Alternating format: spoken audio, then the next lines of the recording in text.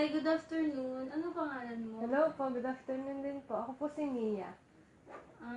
Kamusta ka naman ngayong araw?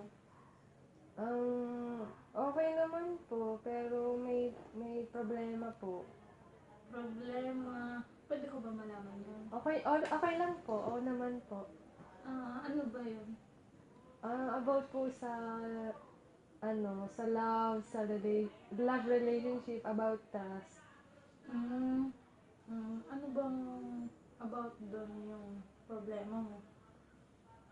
Meron po kasi akong present partner ngayon.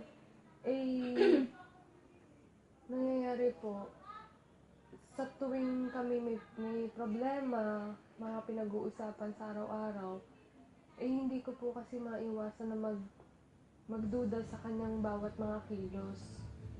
Tulad ng ano? Katulad po ng simpleng bagay lamang na pupunta siya sa barkada niya, ang naiisip ko na po ay pupunta po sa babae. Pakilang boyfriend mo na ba siya? Padalawa po. Dalawa. Nung sa past boyfriend mo, paano ka naging girlfriend sa kanya? Kasi po nung nagkaroon po ako ng first boyfriend, syempre pag first boyfriend po, hindi ka pa po sanay sa mga ganong bagay, nangangapa pa lang po sa isang relasyon.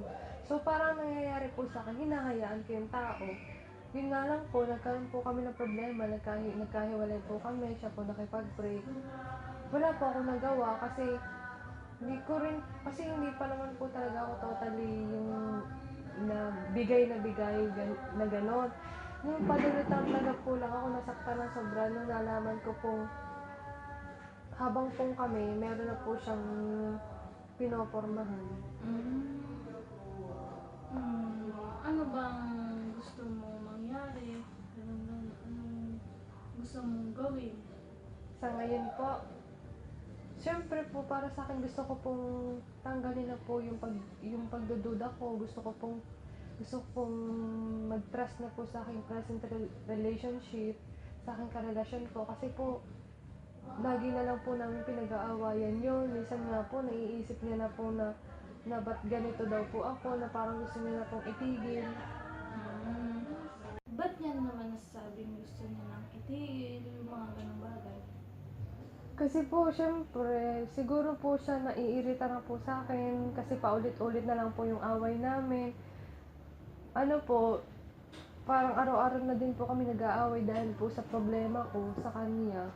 Na sinasabi niya po sa akin na hindi naman daw po siya katulad nung sa past, ganon. Syempre po, para sa akin, naiisip ko din po, nag-overthink po ako na baka hindi naman po natin masasabi, di ba po, mga bagay-bagay. Dumating na ba sa time na naghiwalay kayo, ganun-ganun? Meron pong malapit na pong magpapapunta doon kung di ko lang po sinabi na babaguhin ko na po ang ginagawa ko sa kanya. Pero po, yun nga po, ano pa rin po ako ng pagdududa. Gusto ko na po talaga kasing alisin to kasi nahihirapan na din po ako. Kasi ayoko na pong antayin yung pagkakataon na lumaki yung problema namin. Ano bang balak mo, Mia? Ano po, sa akin po syempre gusto ko pa pong ipagpatuloy ang relasyon namin. Mahaba na pong napagsamahan namin, ayoko na pong sirain at dagdagan yung problema namin. So, ang gusto ko pong gawin ay yung tanggalin na nga po yung aking pagdududa sa kanya na paniwalaan at pagtiwalaan na lang po siya sa araw-araw. Kung ganun man po kanya sinasabi, paniniwalaan ko na lang po. Wala naman pong masama.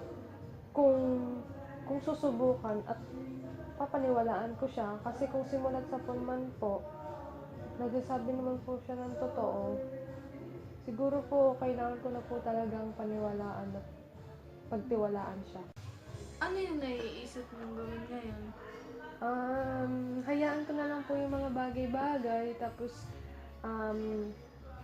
kung napapagdudahan ko po siya, tatanggalin ko na po yun, tapos syempre po, magbibigay na rin po ako ng trust sa sarili ko po, syempre.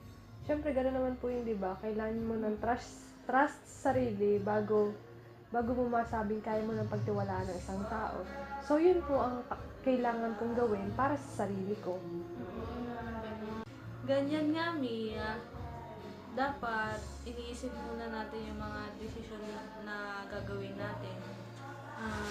Think first before you act. Siyempre, nasa sa iyo naman yung desisyon, kung ano yung gusto mong mangyari. Opo. Siyempre, alam naman natin na hindi naman pare-pareho lahat ng mga lalaki. Hindi naman pare-pareho lahat na nagiging karelasyon natin. Sundin mo lang kung ano yung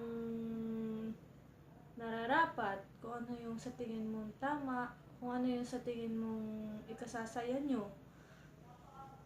Yun lang. Sana may naitulong ako sa iyo ngayong araw na to. Maraming salamat po sa inyo, sa time po ninyo. Gumaan na po ang pakiramdam ko, naliwanagan na din po ako sa mga sa mga tanong ko po sa sarili ko. Maraming salamat po talaga. Okay, salamat. Sana may naitulong ako sa'yo. Sana naiisip mo na yung kung anong tamang gawin sa relasyon niyo. Maraming salamat po. Malaki pong tulong to para sa akin at para sa sarili ko, para po sa relasyon namin. Maraming salamat po talaga. Thank you. Walang anuman po.